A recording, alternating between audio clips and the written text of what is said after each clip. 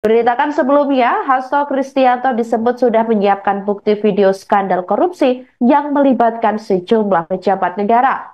Juru bicara PDIP Guntur Romli menyatakan Hasto akan mengungkap informasi dan video diduga terkait skandal yang melibatkan petinggi negara dan elit politik di Indonesia. Rencana pengungkapan video skandal ini merupakan bentuk perlawanan balik terhadap tuduhan kriminalisasi yang dialami Hasto. Tentang Mas Hasto, nggak tahu ya, belajar pengalaman dari Pak Kusnadi yang tiba-tiba ada yang direbut apalah dari handphone atau buku catatan PDIP atau apapun.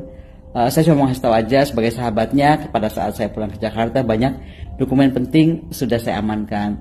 Jadi yang takut dokumennya bisa dihilangkan dan bagaimana lah gitu, udah saya amankan di Rusia.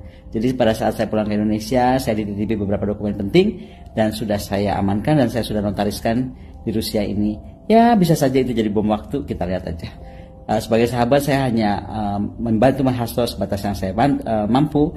Pengamat politik Koni Rahakundini Bakri ngerasa nggak nyaman gegara beredarnya isu kalau isi dokumen rahasia milik Sekjen PDIP Hasto Kristianto bocor. Soalnya dokumen itu memang dititipkan Hasto ke dirinya. Rasa nggak nyaman Koni semakin menjadi setelah Hasto ditahan KPK. Isu dokumen bocor makin liar, bahkan ada netizen yang ngaku-ngaku tahu bahwa isinya berkaitan sama Front Pembela Islam atau FPI. Lewat postingan Instagramnya hari Sabtu 22 Februari 2025, Koni membantah sudah bocorin dokumen Hasto yang diklaim berisi keburukan Jokowi itu. Dia tegas bilang belum mau membeberkan isi dokumen itu karena cuma dititipi. Jadi menurut Koni, pihak yang berhak bongkar dokumen itu ya cuma Hasto. Hasto Kristianto selaku Sekretaris Jenderal DPP PDIP mengaku memperoleh informasi yang sama. Namun Hasto mengaku dirinya mendengar Prabowo hanya akan menjabat presiden selama 3 tahun, bukan 2 tahun. Setelahnya, posisi jabatan sebagai presiden akan digantikan oleh Gibran Rakabuming Raka di tengah jalan.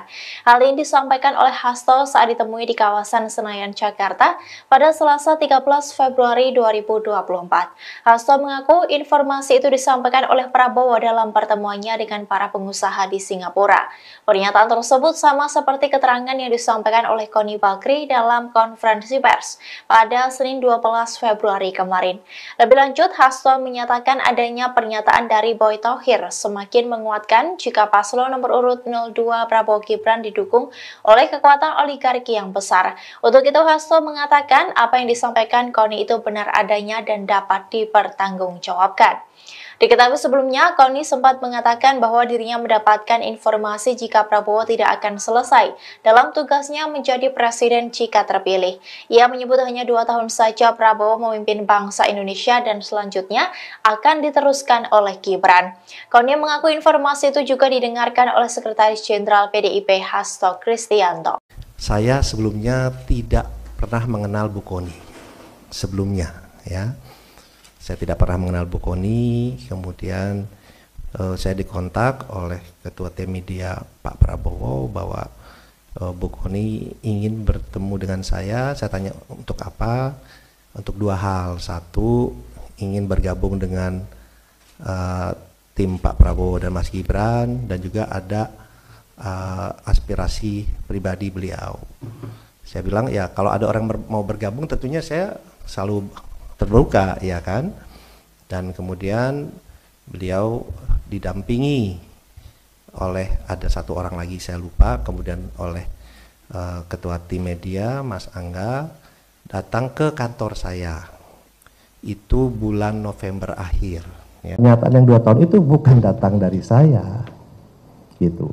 Beliau menyatakan ini gimana kok sudah 2 tahun, atau mungkin lebih cepat kalau ini pernyataan beliau ya, kalau tiba-tiba Pak Prabowo, kalau saya ini orang intelijen, saya bilang bisa aja Pak Prabowo diracun, dia bilang itu bisa lebih cepat. Itu gimana? Saya bilang Bu, udah hitungan itu tidak pantas, ya udahlah itu Bu, jangan kita sih tidak ada pikiran seperti itulah, janganlah gitu. Ini pernyataan beliau gitu, bukan pernyataan saya. Rosan bahkan menyebut dalam pertemuan saat itu, Koni meminta jabatan Wakil Menteri Luar Negeri atau Wakil Menteri Pertahanan. Sebelum pulang, Bu Koni bicara ke saya, kita bicara berdua. Intinya beliau ternyata ingin menjadi Wakil Menteri Luar Negeri permintaan beliau atau Wamenhan, tapi lebih pengen jadi Wakil Menteri Luar Negeri. Saya bilang, Bu, itu bukan domain saya, tapi kalau Ibu bekerja, Ibu ke Pak Prabowo, mungkin ada penilaian lain, itu prerogatif Pak Prabowo.